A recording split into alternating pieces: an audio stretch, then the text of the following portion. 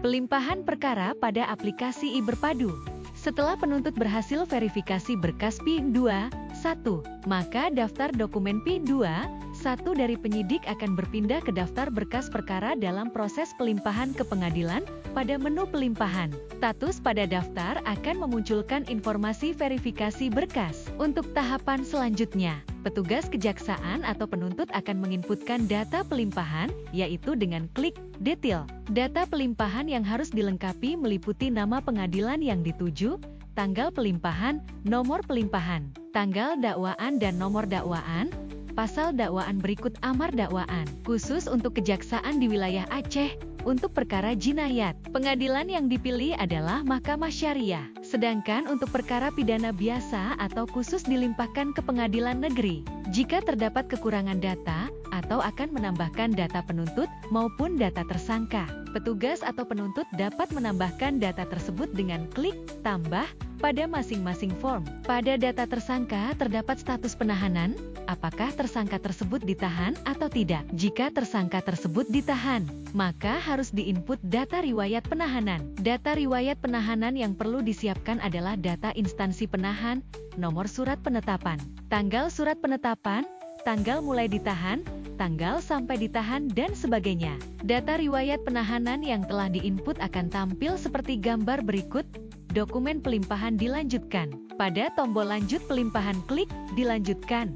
Status lanjut pelimpahan akan berwarna hijau. Petugas atau penuntut selanjutnya mengecek kembali data dokumen pelimpahan penyidik yang telah diperbaharui. Petugas memeriksa dokumen dengan mendownload setiap dokumen yang telah dikirim penyidik. Verifikasi dokumen pelimpahan penyidik yang telah diperbaharui sama prosesnya, seperti verifikasi dokumen pelimpahan dari penyidik tahap pertama. Tahap selanjutnya adalah upload dokumen pelimpahan penuntut. Informasi dokumen pelimpahan penuntut yang harus dipenuhi dapat dibaca pada informasi dokumen pelimpahan penuntut. Tugas atau penuntut mengupload semua dokumen pelimpahan yang dipersyaratkan. Setelah semua data dan dokumen pelimpahan dilengkapi dan benar, maka tahapan selanjutnya adalah mengirim pelimpahan ke pengadilan.